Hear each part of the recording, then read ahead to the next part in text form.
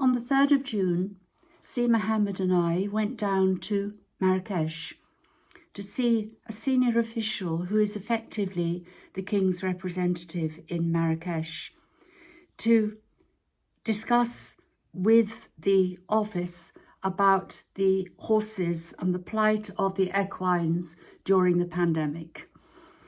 It was a very useful visit, and the staff at the administrative headquarters were very helpful and supportive to us.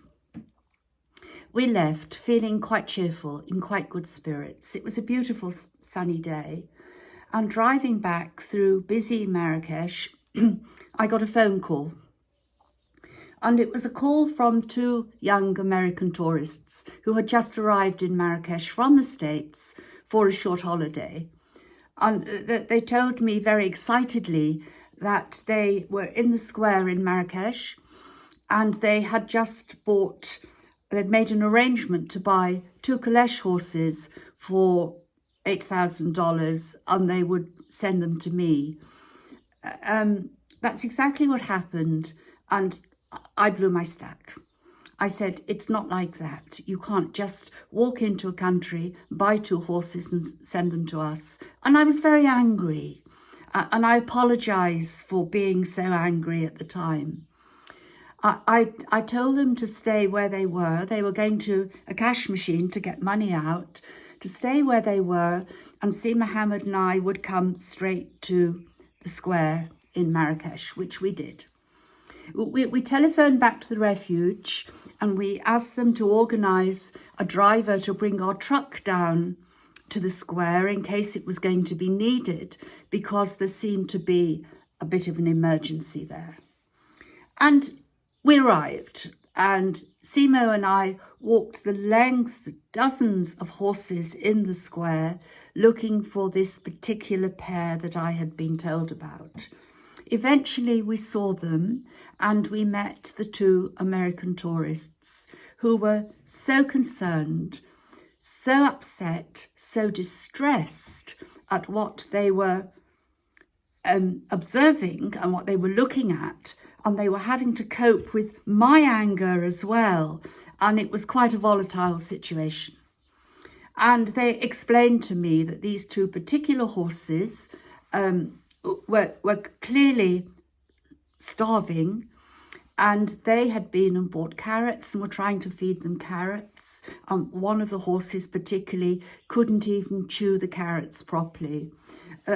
I agree, they were in a dreadful state. I explained to the young women that it is quite difficult to come and buy 2 horses if you're a foreign national. I said, what were they going to do? Were they going to put them on a plane and take them back to America? Of course not. That was a nonsense. And I explained that we can't just take animals, and that Spanner have responsibilities well established for the welfare and the care, overviewing the welfare and the care of the caleche horses. And I telephoned Spanner immediately.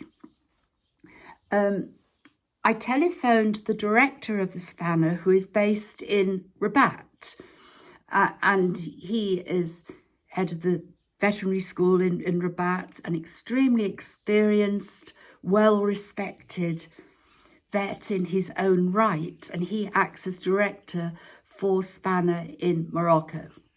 I know that he is the only person who, if I telephone, will answer the call.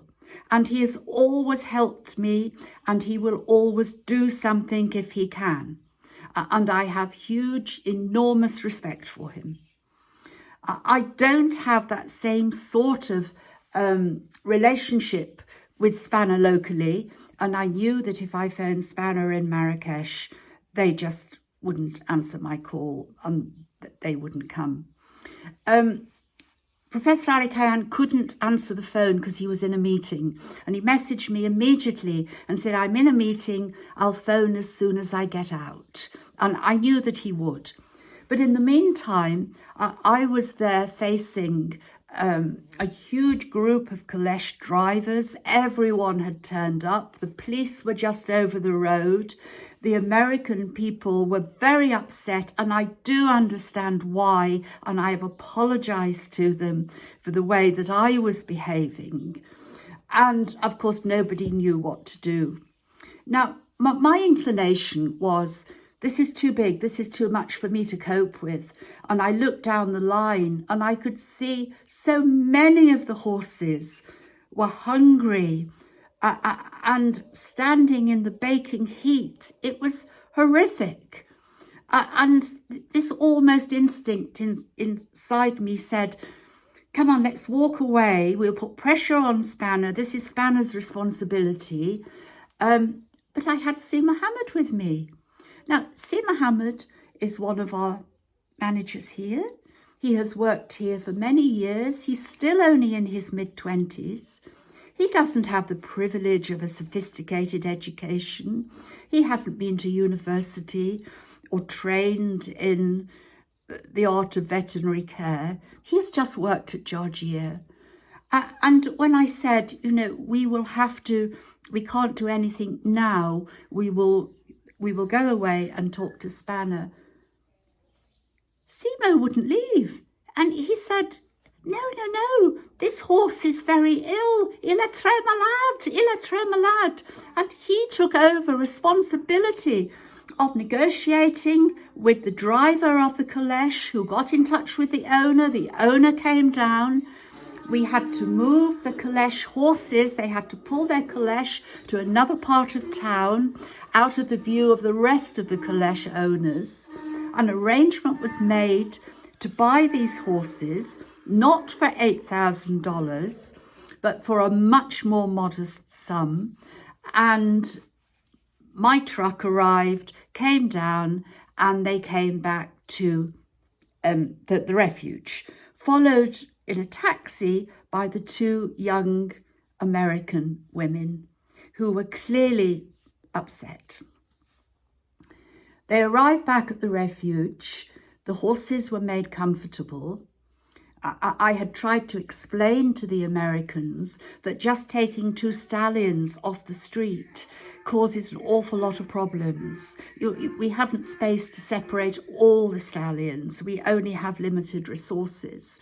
And rehabilitating animals that have been tethered and tied and pulled a cart all their lives when they are not gelded is a hard task. And I know they understood that.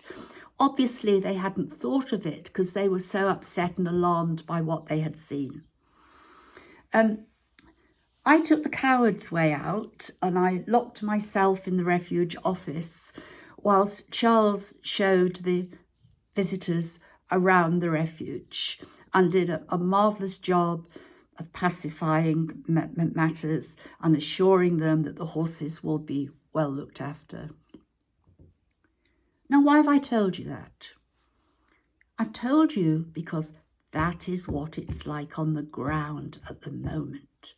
We are faced day to day with impossible situations. Spanner rightly will say that they can't just confiscate a horse.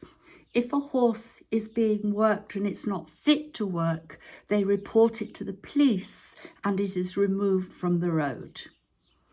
But there's Simo and I faced with horses on the point of collapse, and we got them back to Georgia. We did what needed to be done. And that isn't always easy for a large organisation like Spanner.